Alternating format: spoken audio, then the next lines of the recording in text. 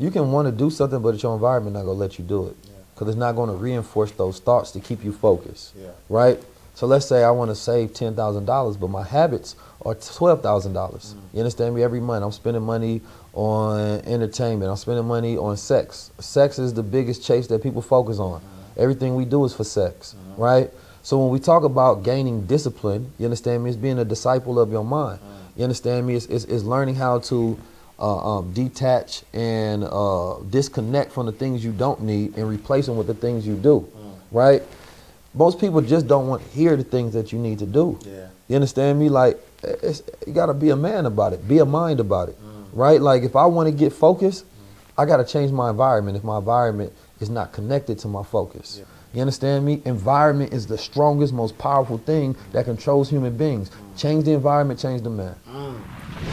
Hey, wait. I know y'all want to get to this next episode, and it's a dope episode, but listen, if you are watching this, you're about to watch someone who's a multi-millionaire, somebody who is an entrepreneur, somebody who's a mover and shaker, but I know that you also have a story that could get you on the same show, but even better, creating multiple streams of income from your story. So listen, I need you to text me my book to the number 646-687-4152. That's my personal number. Text my book to that number, and I am going to personally mentor you and help you to create a book that will give you multiple streams of income. So again, text my book to 646-687-4152. All right, let's go watch the show. Pay attention and listen, we about to teach class. Inside the vault, my man Ash Cash. So get your man right. Thursday nights, 8 p.m. you see him, change your life. Millionaire mindset, the best on earth. Blueprint to wealth, the knowledge network. So get it while you can, and he's standing right here. Just come inside the vault and see black millionaires. Oh yeah, oh yeah. Come inside the vault and see black millionaires. Oh yeah, oh yeah. You won't ask cash, you can catch it right here in the vault. All right, y'all, so welcome to another awesome episode of Inside the Vault with Ash Cash, the greatest money mindset show on the planet. Today, we have the living legend in the building. Look, legendary is forever. That's why I got my Nipsey Hussle shirt on, because we have a living legend who is going to teach you about all the awesome things that you going to need to get your life right, your mind right, on the metaverse, cryptocurrency, one of the leading leaders in that space. My brother, 19 Keys, is in the building. Appreciate What's that. up, Very energetic. You understand me? Opening. Man, and so I love this. I mean, first of all, this was a very highly requested interview. People were like, yo, when you gonna have 19 Keys on the platform? We connected, and I was like, of course, I need this brother on here, because a lot of your knowledge is on a different level, right? And like, you really kind of understand where the world is going. You understand what the future looks like, whether we accept it or not. Like, you are there. And so I want to talk about that. I want to talk about, you being one of the leaders in the crypto space, NFT, metaverse, all of that. But before we go there, for those who don't know, who is 19 Keys? I consider myself to be a young god, a truth speaker. You understand me? I'm from Oakland, California. I grew up in a Muslim household where I was taught at a very young age who I was, given knowledge of self. But I also grew up in the hood, you understand me, St. Louis and Oakland. So I had my verse in the streets. I had my bout of multiple cases, you understand me, going to jail, being in the streets, plus being in the mines, having that duality of sense. You understand me? And then at the same time, always being an entrepreneur, always being a hustler, you understand me? And I believe really like my forward thinking capacity comes from, my early introduction into Islam when I was younger, because the thought process was always thinking towards the hereafter, a world after this world. You understand me? And so I grew up to be a thought leader, you understand me? One whose expertise spanned in many different areas, you understand me? In industries at the same time. So, I'm a leader in the health space with my products, a leader in the education space and the wealth advocacy movement that's going on, or also called the financial literacy movement, you understand me, as it is. I've done world tours, you understand me, speaking around this country and then throughout Africa, the UK, Jamaica, multiple places. And Yeah, I've been a leader within a culture. You understand me? Behind the scenes, I meet with a lot of the leaders or those who have prominent platforms or that potential to have a platform and try to get us all on one accord. Or if anything, just be a brother. You understand me? And so I've been known, you know, to be one of those conscious figures. You understand me? But at the same time, I have a relatability because I connect to the streets. You understand me? So from the streets to the higher consciousness, that's my road. That's my in-between. Yeah. I love that. And you mentioned your upbringing and that duality. Talk to us a little bit about that, because I feel like people, especially in our community, we don't give duality enough credit, right? We look at sort of like negative, or what we like to call negative circumstance, shun it, embarrassed about it. We want to tuck it away. We want to act as if that's not our superpower. But there is power in duality. There's power in, knowing what you don't want, and seeing one side of things and then seeing the other side and then being able to make a choice. So talk a little bit about that for us. Duality essentially is living multiple lives. You understand me? People talk about the idea of reincarnation. That can happen through a man's life multiple times. You understand me? While he lives. So it's like growing up in the streets, it gives you a empathy, right? Because I would say like about 90% of the people that I grew up with, you understand me, locked up in jail, dead, or just failures at life. So, there's many people that give up on what they believe in. And, the idea of just being multidimensional and having a duality is understanding your ability and your experience of living in multiple worlds. You understand me? So it's like the guys that I see from the streets, I got an extreme amount of empathy for them. You understand me? Because I think about how one thing that I did in my past, you understand me, that if it would have caught up, or if I would have slipped and I would have been locked up in jail, caught a case, did 10, 20 years, or I could have did something that could have got me shot or killed, or any one of those dimensions could have happened at any point in time as I was making decisions. So I don't consider myself to be lucky, but blessed. You understand me, that it had to be some sort of guide, you understand me, that had a higher purpose for myself, that I was going to make it out those situations to become who I am today. But this cat's right now with an extreme amount of potential just may be doing something stupid at the moment, right? And they need a key in their life. That's where my 19 keys come from. You understand me? Because my older brother was a key for me. You understand me? I was able to learn from a lot of his examples, right? A lot of the bad he did, a lot of the good he did. You understand me? And we got a saying in Islam, settle on the best part.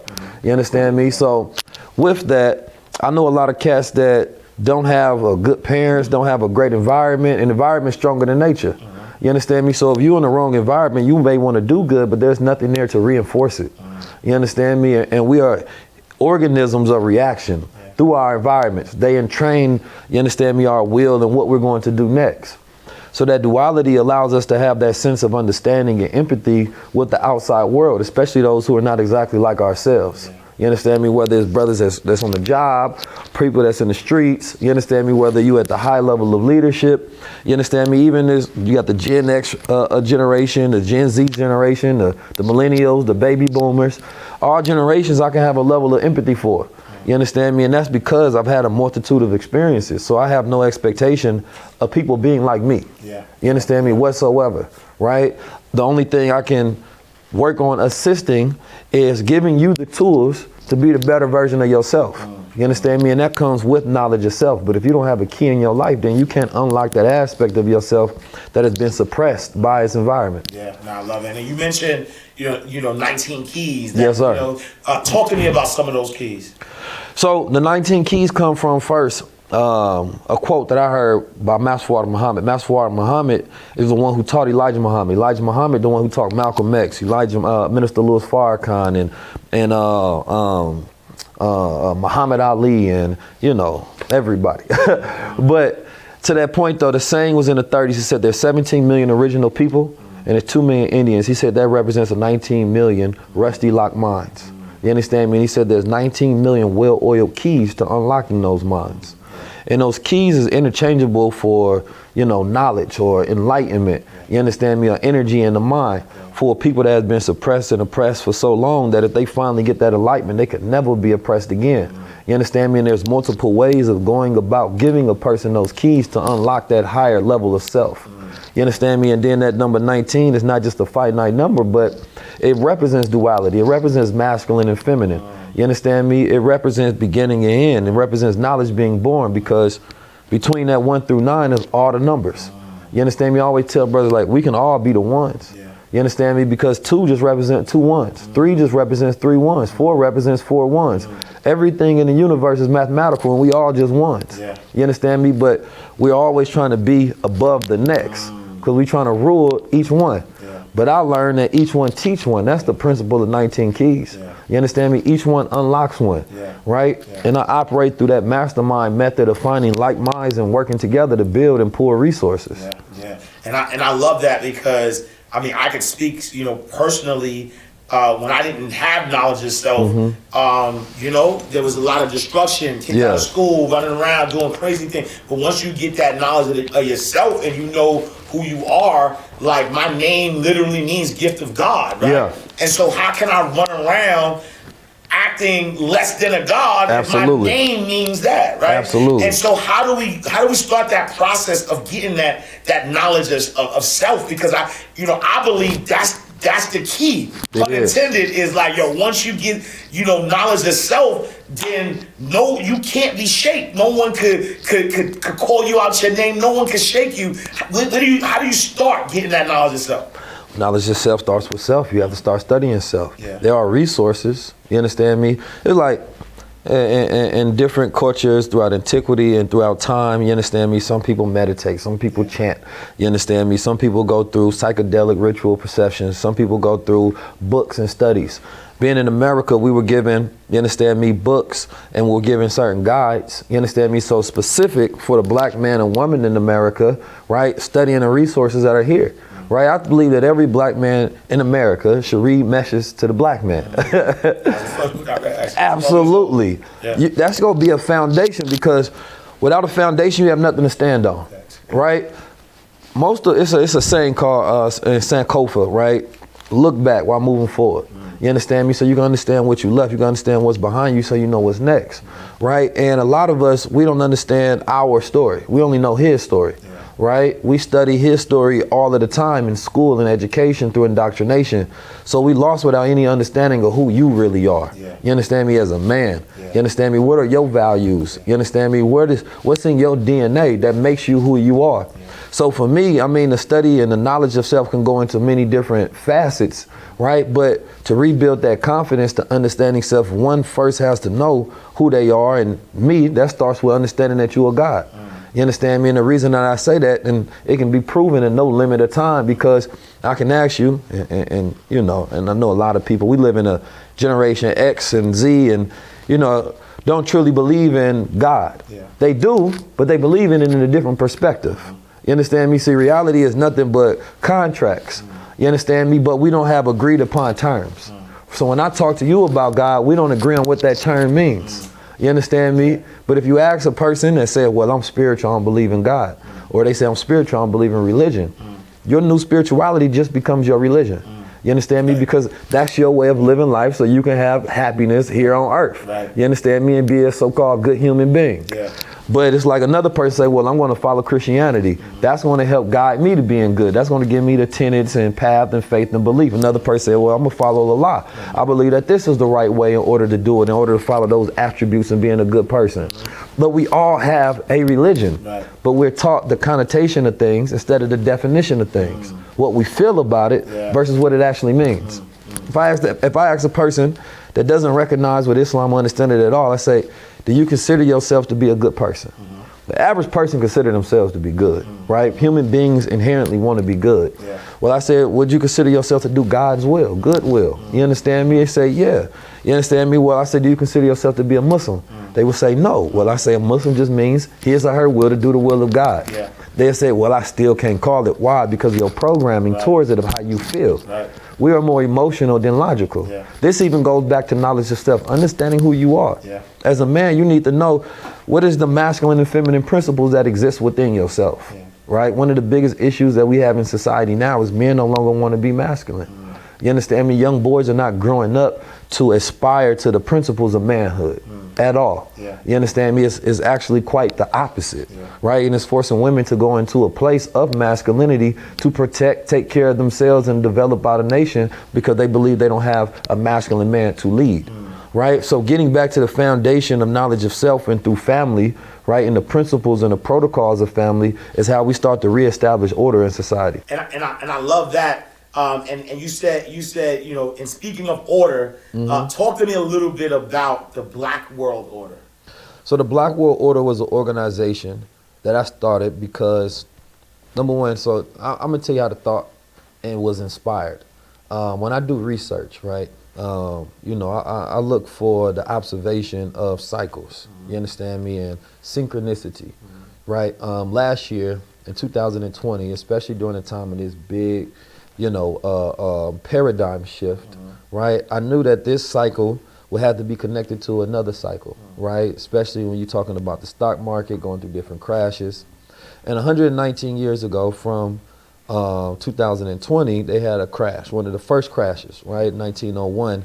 And it was because of rumors of J.P. Morgan, and they're trying to monopolize these railroad systems, you understand me?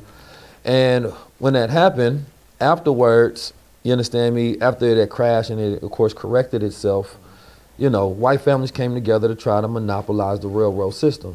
And the president at that time, you understand me, had to create anti-monopoly laws. You understand me, to stop that because they understood that, well, if one family controlled this industry, then they can control all of America, essentially, right? Then fast forward, and then, of course, I've seen a lot of similarities, a lot of things that were started during that year, right? Such as, I believe, the FDA and a multitude of other different things.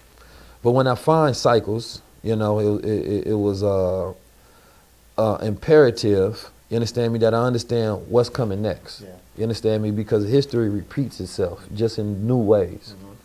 And it made me think that these big companies were going to start monopolizing, that they were going to work to take over all of the fields and industry, especially when I start to see supply chain squeezes, you understand me? And then that means that, well, whoever has the grip on supply chain will run everything.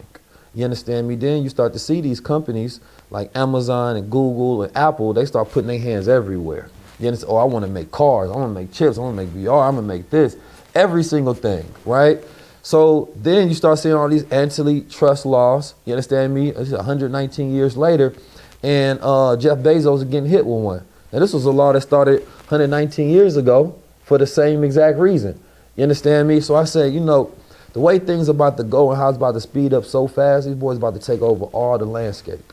The only way that we can compete with such an operation, no matter how successful we are as individuals, no matter how big our platform get, we get influential, we get popular, all of that, it doesn't matter if we don't group up. You understand me? So I looked at some other influential leaders within the community at that time that were doing great things. You understand me? And on their own respective platforms. And I said, you know, towards the end of the year, I had gave them all a call, you know, and I told them my idea. Like, how about, you know, we bring this together and then we can market the monopoly on education. We can market the monopoly on financial literacy of teaching our people, but at the same time, giving them real results. You understand me? Setting them up. So the idea, we came together, we had our call, and we wanted something dangerous. You understand me? We said, we got if it's this big and it's all of us together, you understand me? We got to call it the Black World Order. You understand me? And first, you know, we dropped it was successful. You understand me? So we built a 7-figure company out the gate. You understand me? And from there, we had thousands and thousands of students, you understand me, who were getting magnificent results in stocks, insurance, and options, and mindset development, and understanding cryptocurrency, and a multitude of different things. And I explained that whole process more so also so that people can understand today that same issue still arises, right? We think we're doing good until we realize that we're $10 trillion behind. You understand me? And in order to solve that problem, we have to understand how to increase the assets and the networks of black families in America. But before we can get to that, we have to increase black families in America. Because it's like we in Atlanta. Atlanta got a family problem.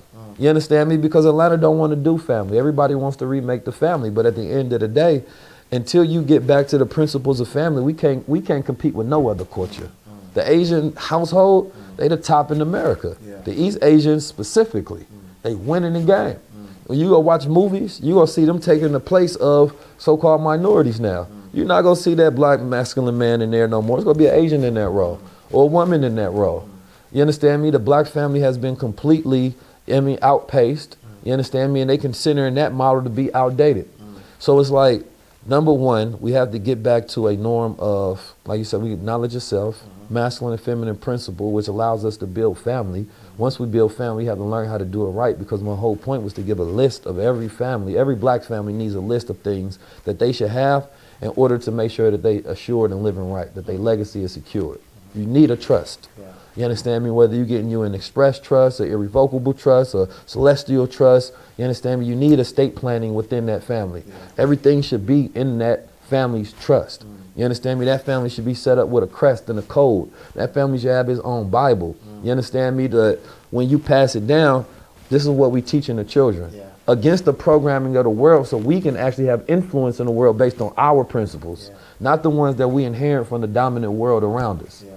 You understand me? And so the black world order was just that. Black, not meaning about the color of our skin, you understand me, but the character of our mind. You understand me? That black represents that darkness. It represents being an original man on the planet.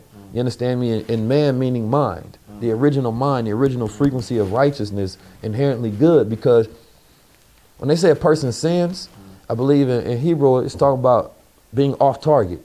You know, the devil's job is to denature you, is to rob you of your nature. You understand me? The nature of a human being is righteousness, to be good, to do good, right? So if I can get you off your target, if I can get you off focus, I'll rob you of your nature. You're no longer a God. Wow. You understand me? You can, the most powerful thing that anybody can do today is focus. Wow. You understand me? You know how hard it is to focus today? Yeah. You understand me? It's like at that principle of understanding blackness, because it's not a nationality. Black is not a nationality at all. Yeah. You understand me? We talk speaking black, but that's just, our code of ethics and the culture of what we relate to. But it's not an actual language, right? So when I'm talking about it, the mind, I can see a brother that's melanated all the time, but he may have more of a Caucasian mind because he may relate more to the Caucasian culture. You understand me? And there is a separation because we have different values and norms that we establish, right? And then we go to the world. The world is a collection of your thoughts, your ideas, your perspective. I can change the entire world if I change enough minds in the world. You understand me? The world is just the principles of our collective consciousness joined together to create our reality and what we agree on it. The most powerful men fight to have their ideas in the world, and everybody else propagate those ideas and help build those ideas outward and to evolve on their thought process. So the question becomes, is the world built right in the image of our mind, or is it built in the image of our oppressor's mind? You understand me? Because it seems we always fighting against something. We wouldn't be fighting it if it was for us. You understand me? So if I look around at the architecture in the world, if I look at a world that's designed, it ain't designed based on my mind. If I was to design a building, I wouldn't design it in these straight lines and windows. We'd be going to something fly. You understand me? I wouldn't even design with four corners, right? Four corners is a contract of the mind. You understand me? To trap the mind, right? No. You want to design in a capacity to where it allows the mind to flow free, because nature doesn't design straight lines, right? But that's the nature of our mind. How do we design the world in a way that we want to see it based on our character and our righteousness? And then we talk about order. Order is the first law of the universe. Everything has to be established in an order. Organizations only fear organization. We can go yell, we can go picket, we can go talk shit all we want to, but until we have organization, we don't have power. See, one of the things that I learned is that we deal with head problems with our heart too much in our culture. You understand me? And when I look at every other culture and how they're able to get ahead, you can go look at the corporation or the LGBT community. They got a CEO. That's an organization. You understand me? They have bylaws, they have an agenda, they have a way that they're going to get out what they want to get done, right? The Asian community, you understand me? They are organized. When there's an issue that happened with the Asians, when they said they were being attacked, they got Joe Biden to sign a bill of hate crime instantly. You understand me? They got movies and music and celebrities and influencers. Man, they organize so fast. You understand me? You talking about the Jewish community. You go in the top 100 billionaires, they only represent 2%, but they the top 25% of them. You understand me? How is that possible? Organization. You understand me? We don't have organizational standards. And the organizations that we do have, we didn't even start them. NAACP wasn't started by black people. You understand me? Black people didn't even, we wasn't even in it at first. They had to let us in it. Wow. My auntie was the first black woman on the board of the NAACP. Wow. You understand me? But it was a white woman before her. Right? So even when we talk about organizational standards, they created so that they can make sure that their families are set and straight. You understand me? The mafia, everybody talk about the mafia and want to be gangsters and stuff, but the mafia was about families coming together and protecting each other. You understand me? And certain people in that culture, in that community couldn't be touched. You understand me? We ain't got nowhere near a structure of family. That's the most gangster, most powerful thing on the planet because families rule the world. You understand me? So the goal of that structure was to create more powerful families in our communities by giving them knowledge of self, giving them education, giving them skill sets and resources so they'd be able to do for self. Wow, wow. And doing for self is sort of like the most powerful thing that you can have. Absolutely. And part of your mission is also, you mentioned your health company, right? Yes, sir. How does health align with wealth? Right? How are those two things connected? Because I love, Go Water, right? Yes, sir. You got sea moss. Yes, sir. But talk to us about that Go Water. So number one, health is the most important thing on the planet Earth. Yeah. You understand me? It's just that, and the word health is heal. You understand me? And we don't think about healing ourselves. You understand me? We always trying to Band-Aid everything. You understand me? And we don't understand health at all because we don't understand our bodies, right? I first want people to understand that we don't get old. You understand me? Like, age is not the ideas of age and the paradigm of age is not real because, let me ask you this question, right? When you were, how old are you? You know, 41. I just 41. Yeah. You've never been 50 before. So how's that an old age? You've never been there. You're going into a new age. Yeah. An old age is somewhere you've already been and experienced. You understand me? You can't tell nobody what 50 is like because you've never experienced that new age yet. You understand me? But when you go to 50, your mind is going to switch because your brain develops at different periods and points in time in life. Yeah. You understand me? From 1 to 7, your brain is at a beta wave stage to where it is impression. You don't have conscious thought. You are just absorbing and taking in all the program in your environment. Right? Then that switches from 7 to 10 and 13 to 18. You're going through puberty. You understand me? Your brain is going off selectivity and patterns, which is why you can easily learn and adapt so quick. Right? Then you get into 25 and then your brain switches again.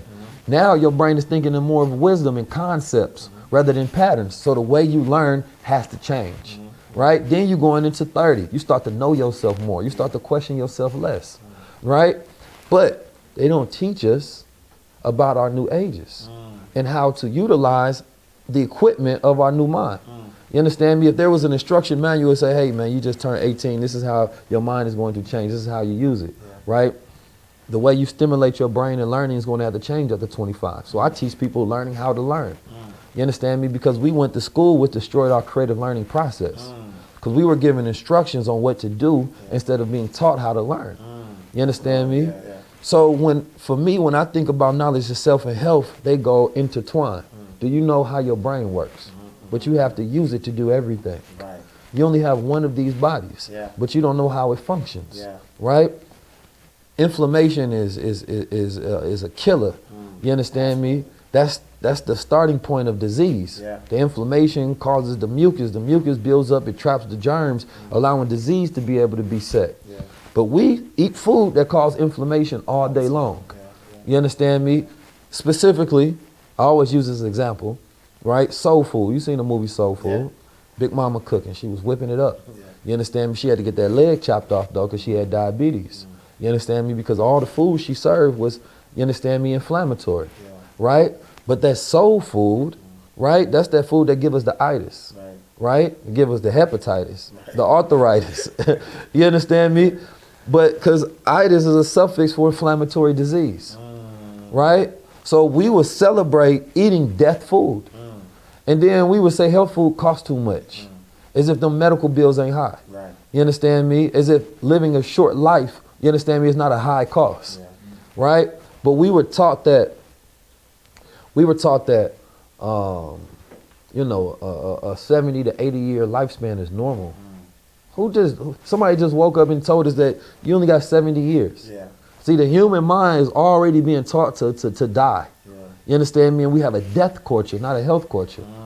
You listen to hip hop, always talking about death. Right. You understand me? Sleep wherever you want to, increase your chances of death. Drive fast, just increase, go kill somebody. You understand me? You only live once. Yeah. Well, if you only live once, you're supposed to take care of it the best. Absolutely. You only get one of something, Right. you're going to take care of it in mint condition. Absolutely, yeah. But we're taught so backwards that we celebrate death, which is why we only rock with each other when we die. You understand me? Yeah. Even our activism and our revolutions are based on black death, not black life. You understand me? So does black life matter? You understand me? Because at the tip of this revolution right now, I don't see Black Lives Matter spending money to teach financial education and build up mental health facilities. They disappeared. Right. Where does it go? George Soros no longer funding it? So for me, health goes into the full spectrum of it all. Yeah.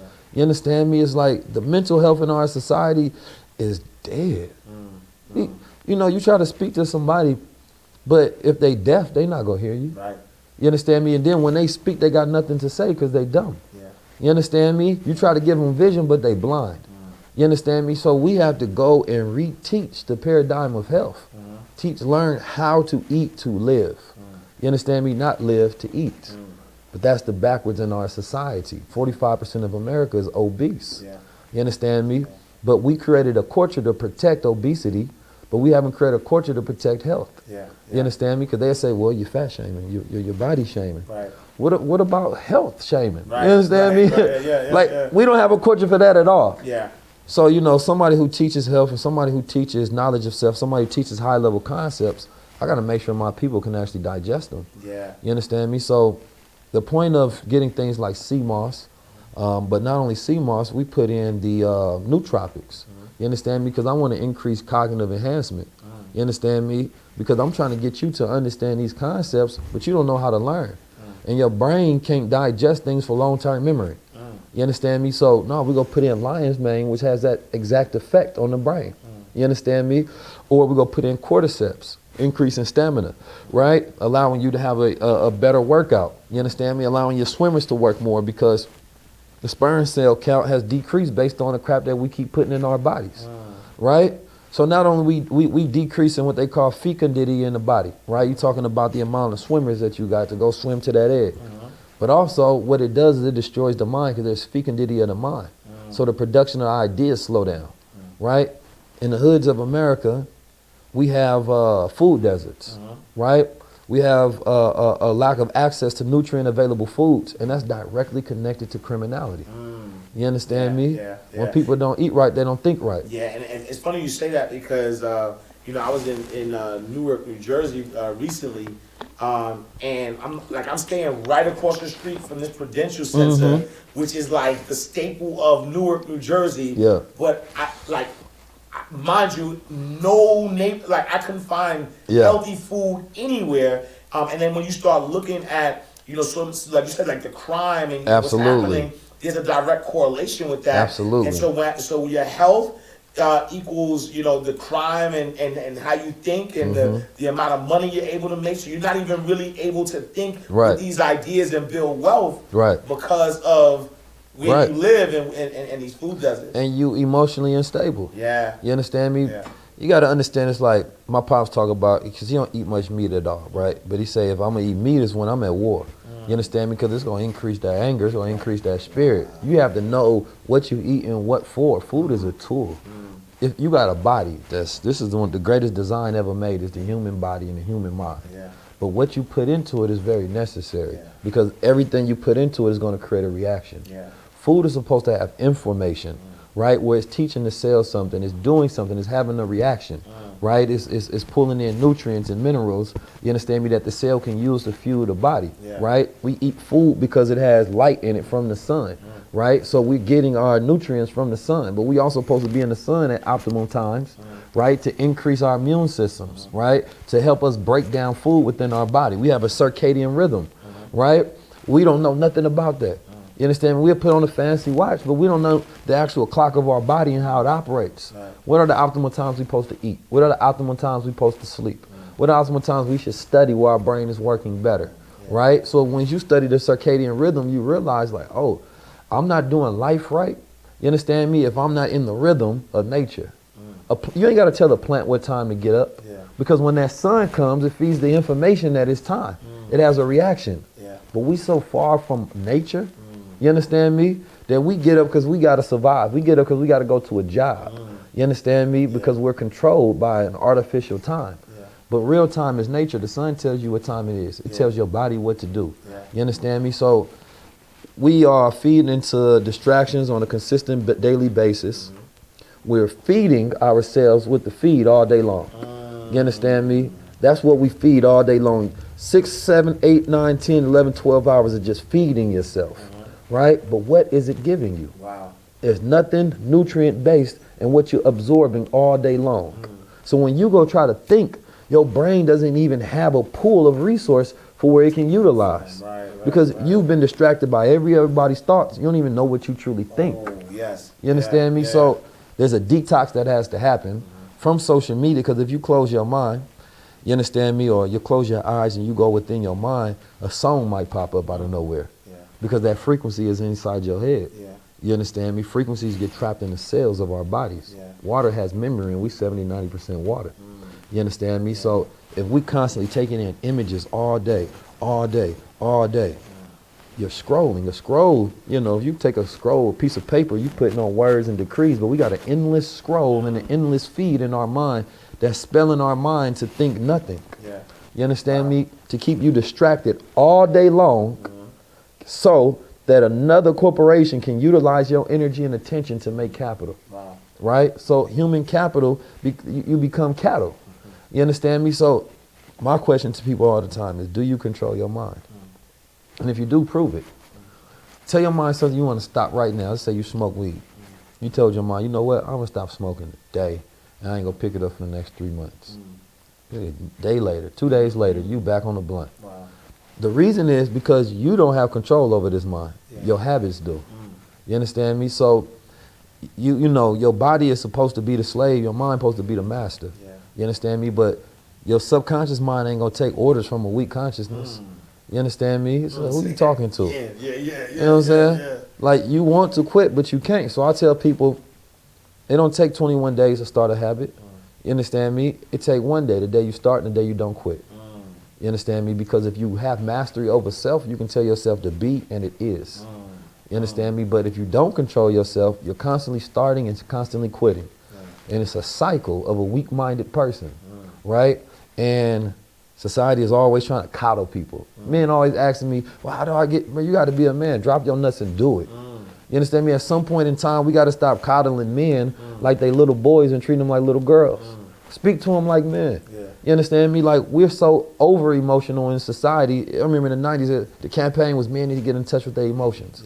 Now men are only in touch with their emotions, but they just don't have emotional experience to understand it.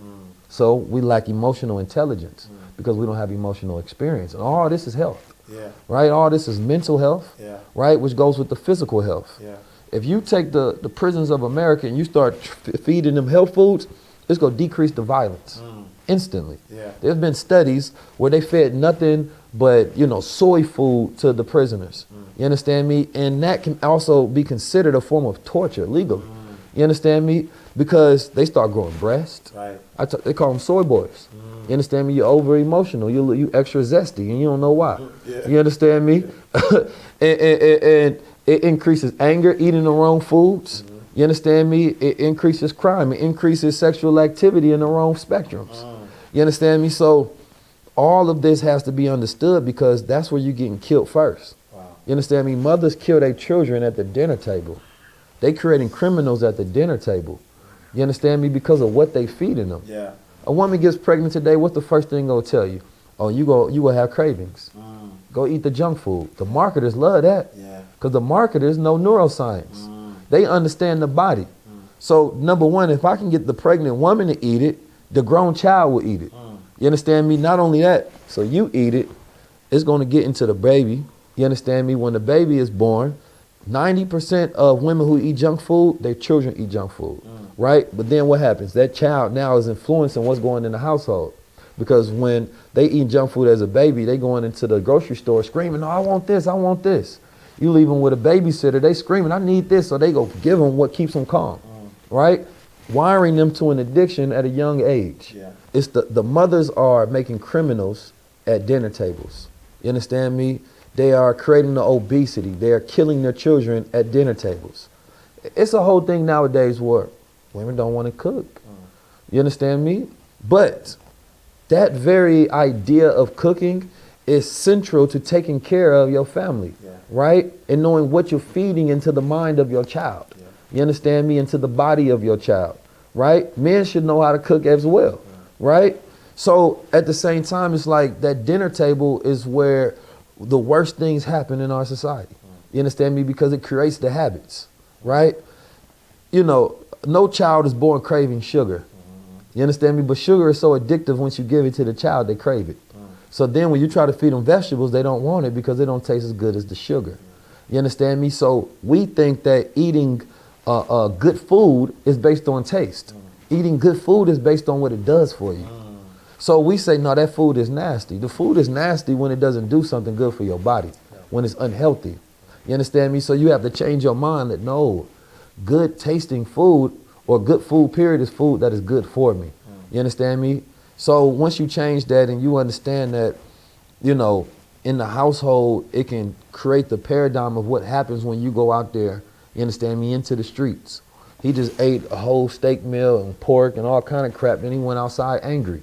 Don't even know why he angry. You understand me? He got just a mood instability for no reason, right? You trying to control your children in the household, you just ate them all, feed them all the sugar and mad while they tearing things up. You did that. You understand me? And so it's like, I understand because we got a welfare state, especially in the lower income households of America.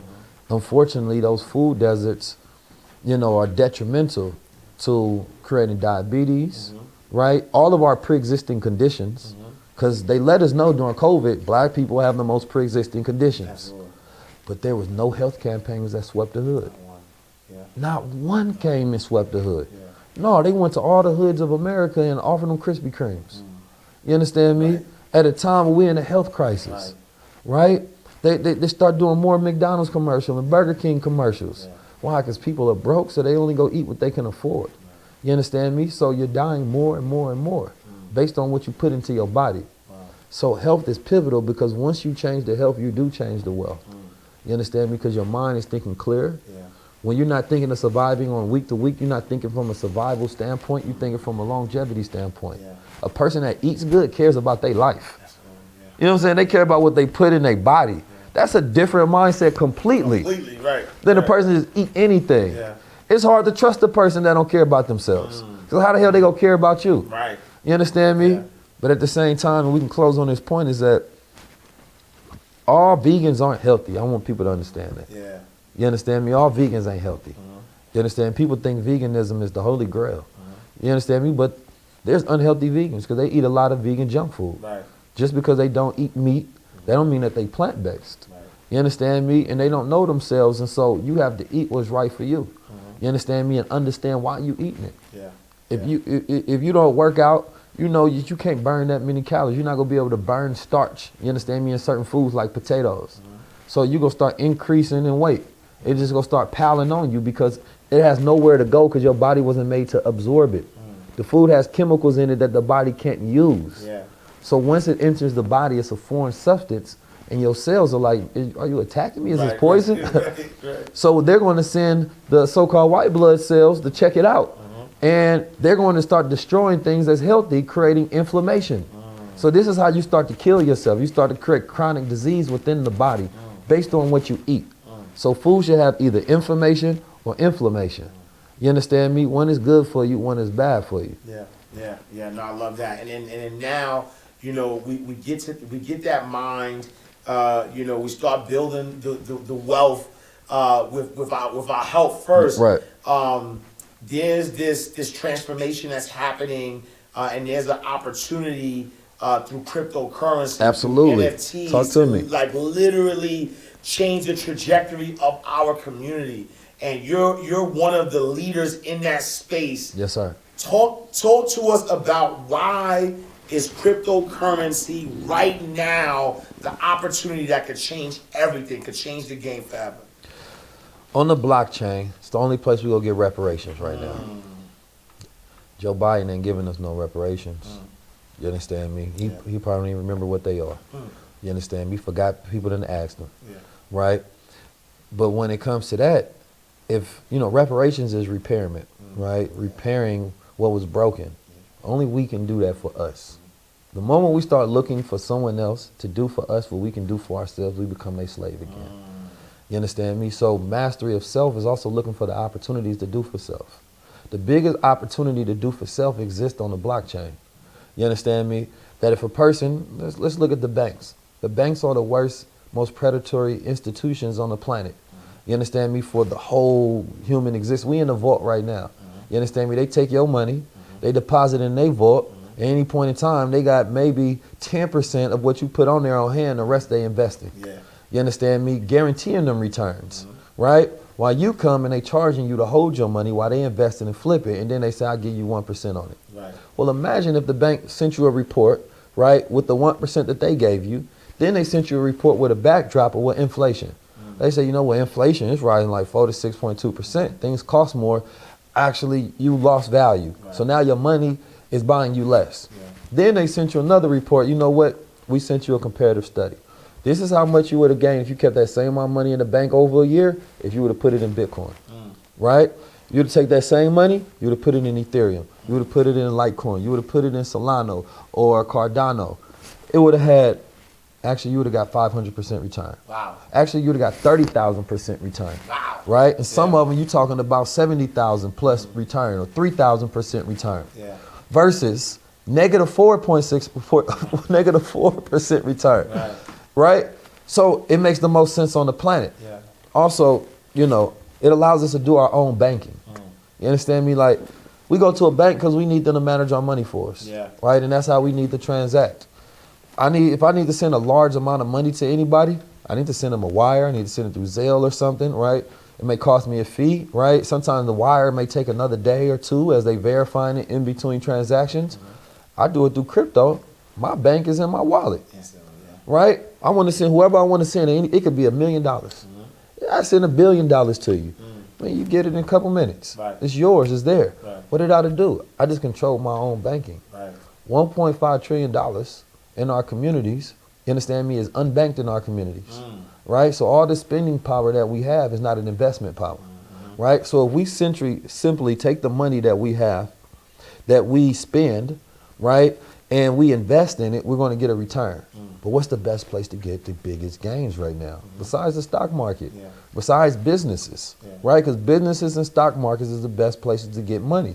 When you're talking about the top 1%, cryptocurrency, right? Inflation is happening right now, right? High inflation. I was gonna say. High. You understand me? We talking about hyperinflation, and you essentially talking about when the people stop believing in the currency of their native currency.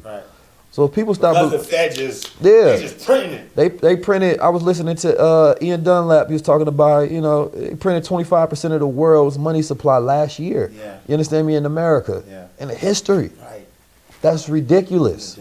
How do you want to make something invaluable, make more of it? If everybody got it, it ain't that valuable.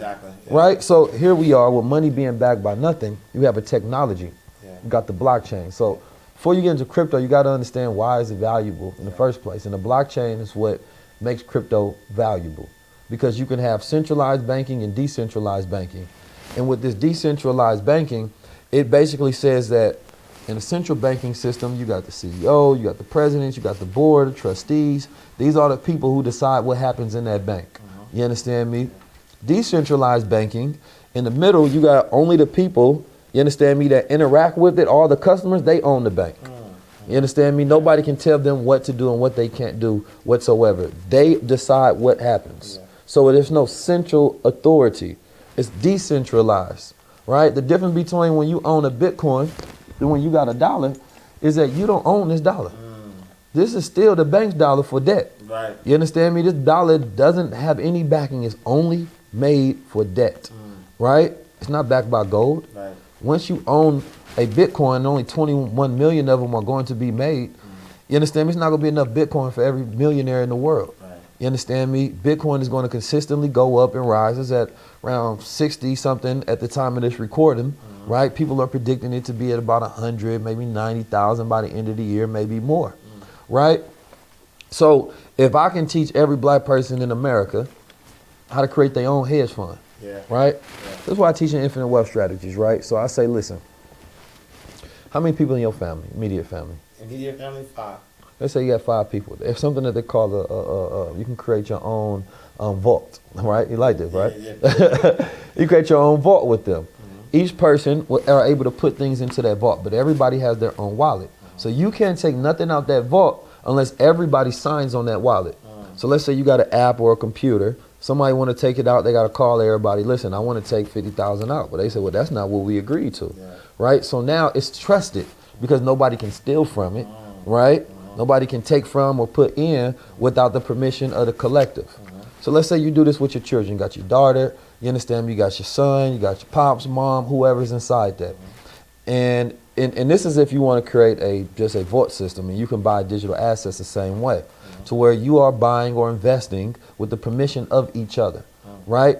But whoever has the most knowledge, they can go find which NFT to buy or which cryptocurrency to buy.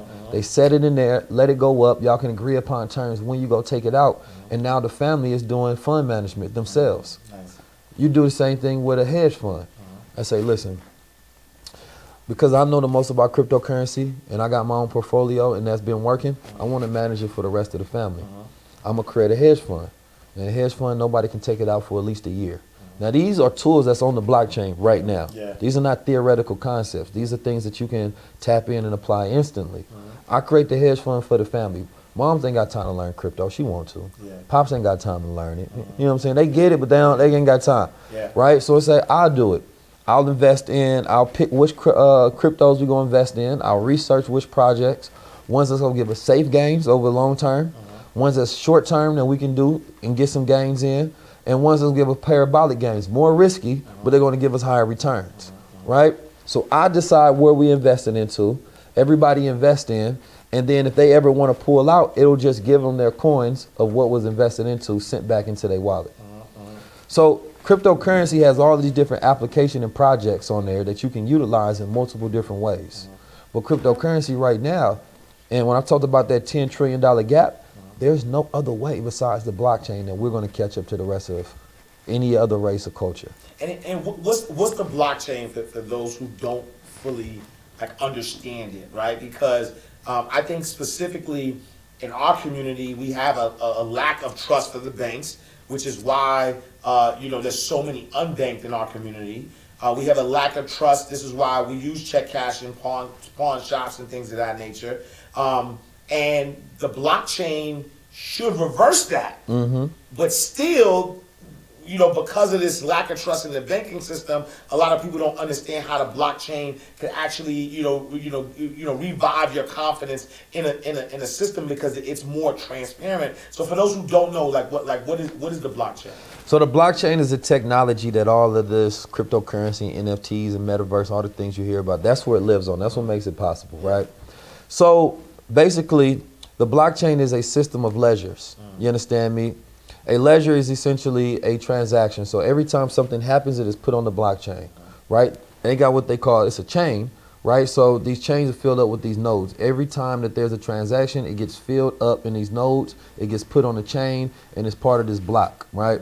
So essentially, it's information in these blocks that are connected to these chains. Now, why is that important, right? For a person like, all right, I heard you, but I didn't hear you, right?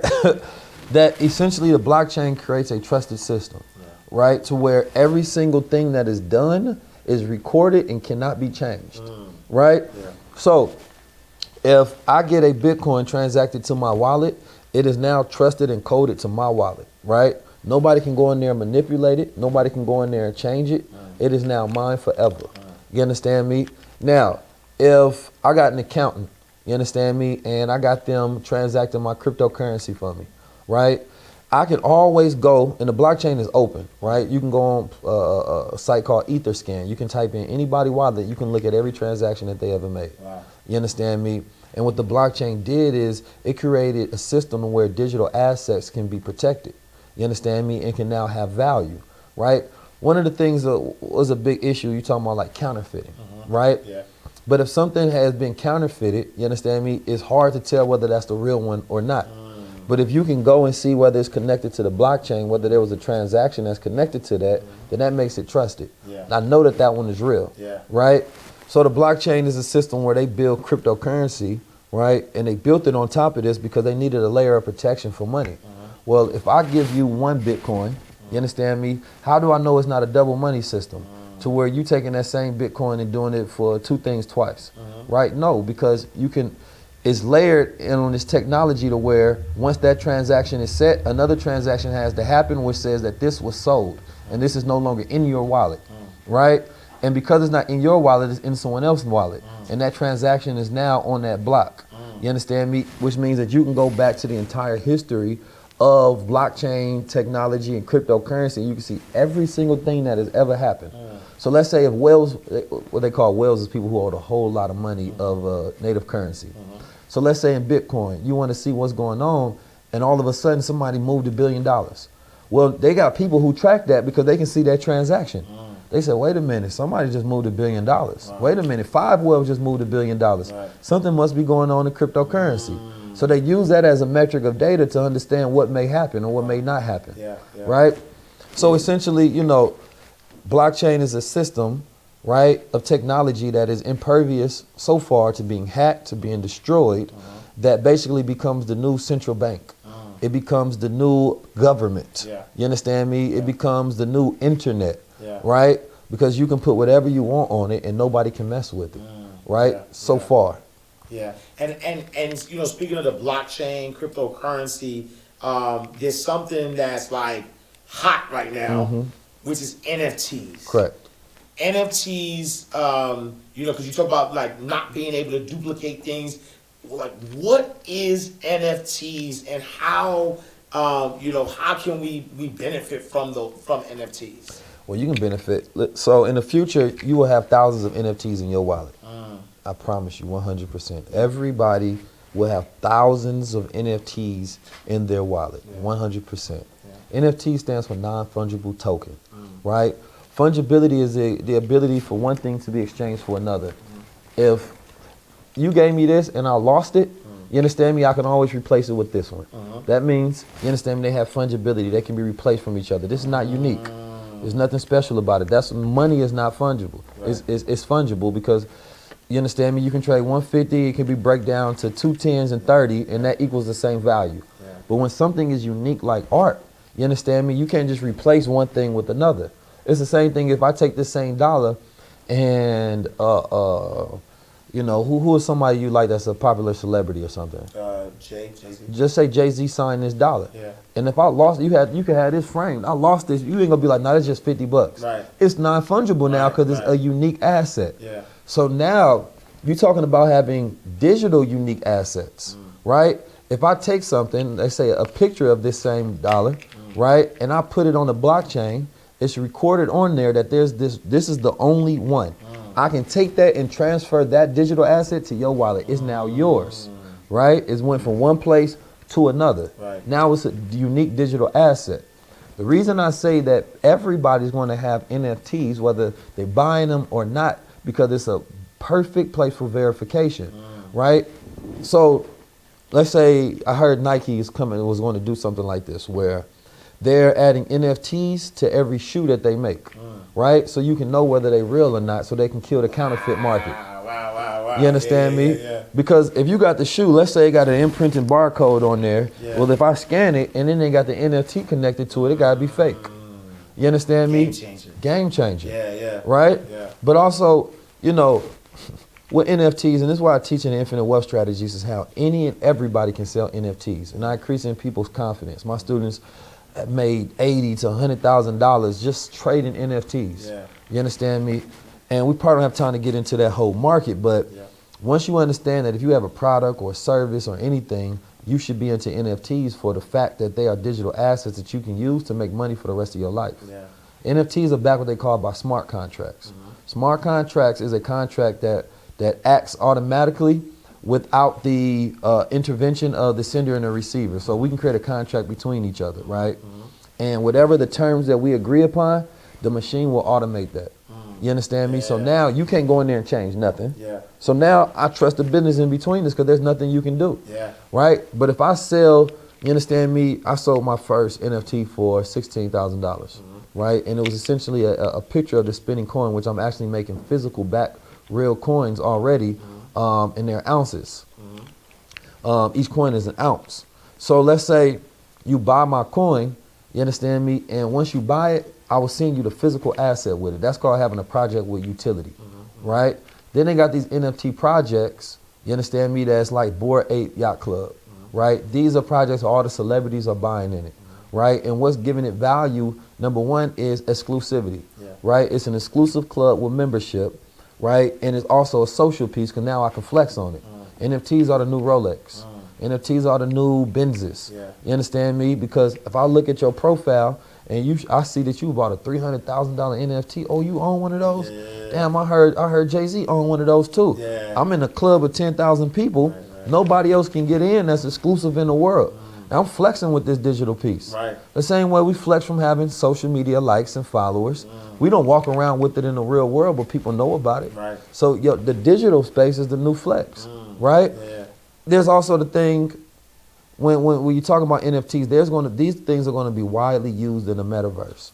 You understand me? In this metaverse, and I'm sure you was probably get. I probably jumped the gun because I was like, you're not going nowhere until we talk about the metaverse. The metaverse is my guys give me the sign, and I see you, but we ain't going nowhere until we talk about this metaverse. Let me get it in. The metaverse is a place where, you understand me, it's a digital space where we can interact, essentially. We can throw events, we can build buildings, we can hold space, we can build products, we can hold games, everything that we do in the real world, they're creating a virtual and a digital space. Like Roblox. The kids play Roblox. My daughter stay on Roblox. That's the metaverse.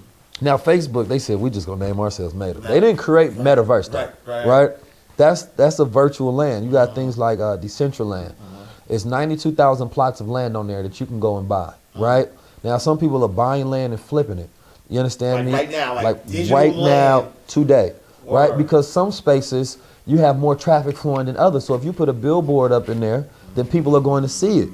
You understand me? So imagine if Jay-Z builds a home in the metaverse. Well, what if I got the crib next to his? So anytime everybody going to Jay-Z concert, they got to come next to my spot. So I'll put a billboard right in front of there. You understand me? That you can come. But also there's things in the metaverse where you can have virtual spaces. You put what they call the Oculus lens or these virtual lenses on. People come into space, and when they watching it, that counts as like I could put a YouTube video up inside my metaverse virtual space. That counts as a view. You understand me? Like the metaverse is the future because there's going to be more things built in the metaverse that can be built in the real world. You understand me? Think about it. You can build so much digital. You can create way more digital jewelry and art and clothes and space in the metaverse because it's unlimited. So the marketplace of the metaverse is where a lot of billionaires and trillionaires are going to be coming from. Right now, nobody has a monopoly on it. You know how big that opportunity is for the biggest emerging marketplace in the world to about to pop off, and nobody has a monopoly over it yet. Nobody has went viral in the metaverse. Nobody is that central person where I'm buying all your digital shirts, or I'm buying all your digital this, that, and the third. Nobody is that person. That means the landscape is open wide. You understand me? But how do you buy property in the metaverse though? So you can go to OpenSea right now. You understand me? You can go to Crypto Vassals, or you can go to Decentraland, right? And you can go through it and you can start searching through it for land that is for sale, right? Basically, it's for sale in the form of an NFT. You buy that NFT, it is sent to your wallet. You understand me? Your wallet is connected, so you're going to need you a MetaMask that's connected to your browser. You understand me? Once you go into OpenSea, you have that plot of land you can start building on. So there's digital architects and digital planners right now. You understand me? So you go in there, you build it up, because if I build my virtual school, which I am building, my Block World Order school, we talk about that later. The Block World Order is essentially Black World Order, but on a blockchain. You understand me? And every single thing that you need to know, from crypto to NFTs, virtual reality, metaverse, what they call staking, all of that will be taught in the Black World Order. It's going to be the biggest, it is the biggest organization, you understand me, on the blockchain, where you can get all of the resources that you need. You understand me, in the biggest community. So I built my virtual school. You put on your virtual glasses, you can now enter that school, walk around, interact with others. They got their avatars on. You understand me? They done bought virtual crowns that they wearing. They got unfortunately, for all the cats that like to overbrand, they got their virtual Gucci on looking goofy in the metaverse. You understand me? The same thing gonna happen. They gonna take they real habits and turn it into their virtual goofiness. I already know. You understand me? So, I'm just saying, people are going to be more famous, and things that you do in the metaverse are going to be more important than things you do in the physical world, the same way social media is. Social media is the metaverse. People act like it's something coming. It's something that's already here. You spend 12 hours on social media. What makes you think if they built a better media for your mind to be around a whole virtual space that you wouldn't be in it? Here's the cautionary tale. Cautionary tale is addictive. Right? I was looking at statistics earlier for alcohol abuse and like teens and like cigarette use and things. A lot of those, some of those drug users have went down, and I believe that is because they found a new addiction, right? Social media. The teen is addicted to social media more than they're addicted to drugs. You understand me? In the virtual space, people are going to be addicted there, detaching themselves from reality. So in the basis of that, I want everybody from a health standard to understand that you got to be connected to nature. I teach blockchain and metaverse and crypto and all those things because those are resources for us to bridge the wealth gap, right? Not for us to have our mind stuck. You understand me? Because once you put your mind in somebody else's space, whoever controls the space controls your mind. You understand me? So cryptocurrency, invest in the top cryptos. You understand me? Go on CoinMarketCap and study the top ones. Go look on the second and third page and research. It's something I teach called tokenomics. Instead of you finding a Dogecoin or a Shiba Inu coin, because you heard everybody talk about it, which is just fear of missing out, I teach people how to actually audit a coin for themselves. You understand me? You can. Don't book title to tokenomics. I got the Infinite Wealth Strategy, but we teach tokenomics. No, so tokenomics and funginomics. So teaching why cryptocurrency is adopted in the real world, why it's going to be valuable. And this last key I'll leave y'all with is, we buy everything. It was a psychologist by the name of B.F. Skinner. He is the psychologist that thought of the idea of tokenizing behavior, tokenizing incentives to incentivize behavior. Right? We get an A on class. I normally wouldn't have studied, but I got that A. It produces dopamine. I get rewarded for it. I'm going to study again. So now without that incentive, you start to develop the habit on your own. Right? If I got a cryptocurrency, why I'm going to buy into it? Either reward is going to make me buy into it, or punishment is going to say I'm not going to buy into it. Every behavior can be classified in those two regards. So if I see somebody buying into a Dogecoin, they told me they just made $1,000, that sounds like a rewarding thing. I want to jump into it as well. If I make money, this is going to make me get into it more, right? So it's going to send you further into it. But if you heard somebody, they ain't make no money, they was scam, well, I don't want to get into that. I don't understand that. You understand me? Then it's going to say, well, I'm not going to interact with it. Most people don't realize they just controlled by their environment. They don't have their own mind. So when I teach tokenomics, I teach people how to audit. Do you know where it should be listed, how it should be audited, what is the white paper, what are the things to look for? And what this does is it decrease risk. You understand me? Increase profit because you're no longer gambling. You actually have a way that you're going into the market. And this only take like, a couple hours to learn. You understand me? There's always more I'm adding to this auditing list. Same thing with NFTs. Why is a project valuable? Don't be looking at all of the rich projects. Don't worry about that. Even though you can buy into fractional shares called fractional.art, you can buy into fractional shares of some of these big projects. So let's say if I bought into what they call a CryptoPunk, which was the first minted project on the blockchain, an Ethereum blockchain, which is the most valuable one right now. Well, I can't afford to buy $1 million one, but I can afford to maybe put $100 and get fractional shares into it. So if it goes up 100%, then my shares didn't go up the same way as the stock market, right? And you can take your own NFTs you buy and put it on fractional.art as well and create your own market, right? But at the same time, if I'm gonna go there, I'm gonna go to OpenSea or go to some of these projects. I'm gonna follow them. I'm gonna look at the hype. I'm gonna look at the community. I'm gonna look at who's backing it, who's involved in it. You understand me? And I want to buy the projects on the first layer, because on secondary sales, you getting paid as well, right? I buy something, but I buy for low, I sell it for high. Very simple. If I'm the owner of that project, create projects is my key. You understand me? Intellectual property is the key here. If you can establish as much intellectual property as possible on the blockchain, you're going to create a system where you're getting residual income for the rest of your life. Wow. You understand me? Yeah. Think about this last thing. I think y'all should enjoy this concept. If I got a house, right? I forgot who I hear talking about this. I buy a house, right? And I want to sell this house, but I put inside that contract that every time this house is sold, I get 1% of it. You understand me? Now this could be $1 million beachfront property. Yeah. You understand me? But because this is the agreed term, and I put this on the blockchain, I set it up as an NFT. Right. If you buy the NFT, you are agreeing to the terms of that smart contract. You understand me? So now when it's sold, no matter who sells it, it could be 50 years later, 100 years later, my estate is still getting 1% off each sale in perpetuity. These are the ideas when we're talking on the blockchain. Yeah. Do not look at how it's being used. Look at how you can use it. Because most of the great ideas have not even been thought of yet. NFTs are just one of the best use cases of the blockchain thus far. Yeah. If you can think it, it can be done on the blockchain. Man.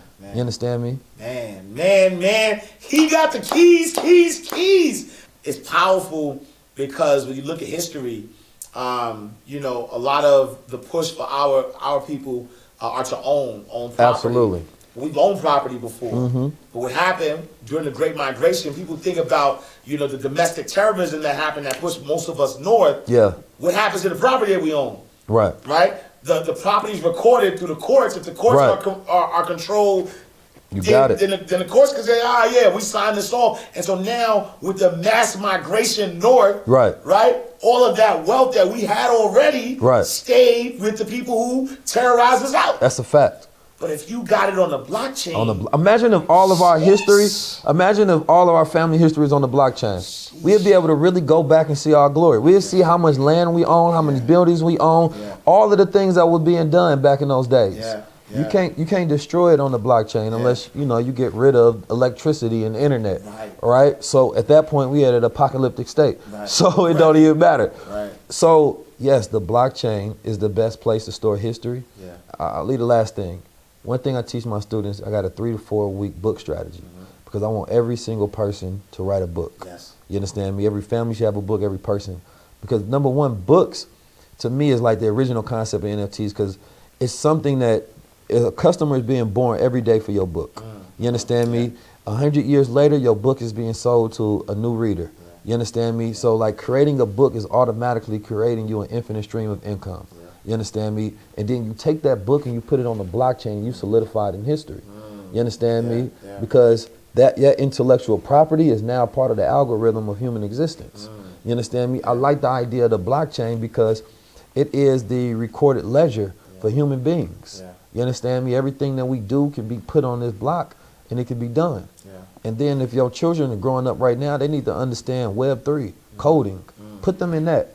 Everybody talk about how you got to go to school. School, to me, is the biggest scam that the banks have ever sold us. You understand me? Because the banks take your money, you understand me? And they take the money from the parents, you understand me? And then they get a loan to the children, and then they charge them interest on it, and then you get an education and you can't even pay back the loan. You understand me? Why? Because the value of the education wasn't as much as the value of the loan. You understand me? So when you talk about the billions of debt that Americans are in so they can get educated in America makes no sense. So a debt forgiveness alone, what the hell y'all should, I'm learning so I could be a better citizen. I'm learning so my family can have a future. You're not doing me no favor. That money don't exist in the first place. It's just digits, right? And you don't even, here's the thing about a college. You don't have to have a college degree to start a college. You understand me? So that tells me something. But skill sets are the most important today, and so is creativity, right? The smart people already created the blockchain. They created the Facebooks. They created the technology we're going to use. Your job is to think of what's the most creative way to use it. You understand me? The creatives are the ones who will be the billionaires, trillionaires running the planet. Because that's the best resource right now on the planet. How can you use things outside the lines? Yeah. You understand me? So do not think of these things. This is the most important part for me, because mindset is 80%, skill set 20%. With the right mindset, you can master any skill set. Yeah. But we just waiting to be slaves. You understand me? Tell me what to do so I can do it, please. I don't teach my students to do that. Wow. I teach them to think for self. Yeah. Stop asking me questions that's Googleable. Stop DMing me things I don't work for you. Work for yourself. If I give you some, then you have enough to go get the rest. You understand me? Yeah. And when people have this mindset, specifically to the men out there, when you got a mindset, you understand me, that you go execute, Yeah. the only distance between you and where you want to be is your ignorance. It's what you don't know. If you know everything, why you're not there? Right. You know step by step. And then it's your procrastination. Procrastination is the abortion clinic of ideas. You understand me? People start things and they don't finish because that mind of God, your ability to concentrate is prolonged focus. If you can focus on something for a prolonged period of time, you can produce anything into reality. You understand me? And a man's mind is his womb. Yeah. You understand me? That's where he gives birth to his ideas. Yeah. That's how I can tell a real man. He says something and he does it. He thinks something and it's brought into reality. That means his mind is working. Yeah. You understand me? Yeah. And I'll be remiss, like I'll be doing our audience a disservice if I don't ask this last question. How do you get that focus back, right? With all the distractions, with all of the things, how? Like let us know, because we're distracted. Yeah. Right? And you're absolutely right. You're distracted, you're procrastinating, you're not executing, and you said it. The greatest thing that's ever been created is the human body and the human mind. That's a fact. There is no, like greater than the sun, Yeah. greater than the moon, Yeah. greater than anything, because we are the only beings that could think something in the mind and create it in That's real the key. life. That's the key. How do we get that focus back? Detox. You gotta fast. Yeah. Environment is stronger than nature. You can want to do something, but it's your environment not gonna let you do it, because it's not gonna reinforce those thoughts to keep you focused. Yeah. Right? So let's say I want to save $10,000, but my habits are $12,000. You understand me? Every month I'm spending money on entertainment. I'm spending money on sex. Sex is the biggest chase that people focus on. Everything we do is for sex, right? So when we talk about gaining discipline, you understand me? It's being a disciple of your mind. You understand me? It's learning how to detach and disconnect from the things you don't need and replace them with the things you do, right? Most people just don't want to hear the things that you need to do. Yeah. You understand me? Like, you got to be a man about it. Be a mind about it, right? Like, if I want to get focused, I got to change my environment if my environment is not connected to my focus, right? Meaning that if it's not reinforcing the things that my attention is on, if my intention, you understand me, is not aligned with my attention, then I'm losing. Because whatever you give attention to grows, right? So distraction is when you are not on traction. You don't have traction. Right. When you ain't got traction, you understand you're not moving towards the right actions, so you're not attracting the right things. You are subtracting yourself from going to that place you say you want to attract. You understand me? So you have to think about, what is your daily act? I build it out like this. What is your daily act? Is it an attract or is it a distract? Is it a subtract? So when I'm acting in my will, if I'm acting in my intention and acting in my purpose, well, everything that I do has to do something with my vision, right? A man of vision is a man of discipline. You understand me? You ever seen a man produce a wide vision? Now, I don't care about the results. I'm thinking about how much discipline he had to produce it into his reality. Right. You understand me? So last but not least is, it's the same thing that happens when you want to produce any thought into reality. But if you don't have a vision, then you don't have direction in the first place. Yeah. So you ain't got a destination. You don't know where you're going, and you can be pointed into anywhere in any which way. Yeah. I practice sitting alone by myself. You understand me? Because it lets you know where your mind is being pulled. You understand me? The moment you want to do something, I got to go over here, I got to go over there. In my book, I wrote about the concept of your future self, and this has helped a lot of people. You understand me? Not only getting into nature, just taking walks without your phone, deprogramming, you understand me, and allowing your mind to be tapped in. But every decision you make today, you got to live tomorrow, right? So the question becomes is, if you take in the next 365 days, whatever date that you look at this, I want you to write it down. today's date, then I want you to write down 365 days to now, right? Now, think about the person you are today, right? You have two selves. It's called your experiential self. Those are the, let's go to the strip club. Let's go to a concert. Let's go kick it. Let's go do this. Well, forget it. Let's go do it. You understand me? But then you got that focused self. You understand me? That self is saying, nah, I can't do that because I'm focused on this vision right now. Yeah. You understand me? I'm not going to get distracted. I'm tapped in right now. I can't do that right now. Yeah. Right? Now, we feed one of these cells in every act that we do and every decision that we make. It's going to create how much money you got in the bank, what type of friends you have, right? How happy you are, what type of relationships you in, right? How healthy you are. So if you look at who you are today, you understand me? It's the sum of all your decisions in the moment, right? So in 365 days, you have to think about it every single day. Who am I building? Because you got to live your life once it's done. Yeah. If you broke right now, it's because the last 365 days, you've designed a broke life. You understand me? From every decision you made, right? So for me, I'm always thinking like, damn, who's going to be my future self, right? 19 keys in 2022, going to be more rich, more powerful. You understand me? If God forbid, I might be more handsome. You understand me? Might be smarter. You understand me? Why? Because I'm going to take care of myself. You understand me? I'm going to invest in things that's going to give me a return on my future, right? I'm going to have a vision that's going to keep me dedicated and focused no matter what's going on in the world. I'm going to be tapped in at all times. I'm going to read things, and that's going to reinforce the increase of my vision because it's going to increase the power to produce it into my reality. And then I'm going to cut off people that ain't got nothing to do with my goals. You understand me? Environment is the strongest, most powerful thing that controls human beings. Change the environment, change the man. Powerful, powerful, powerful. We're going to stop right there because that's all of the keys that we need to get your life right, to get you on the right place. My brother, powerful, powerful thing. Thank you. I appreciate you, man. You know, if people want to connect with you, I know you got the podcast coming. Yes, sir. Talk about the podcast, and if people want to connect with you, where can they? Peace, family. I'm 19 Keys. You can find me on all platforms at 19 Keys. You can check out my War Room podcast. You can go to Apple, type in 19 Keys and find me everywhere.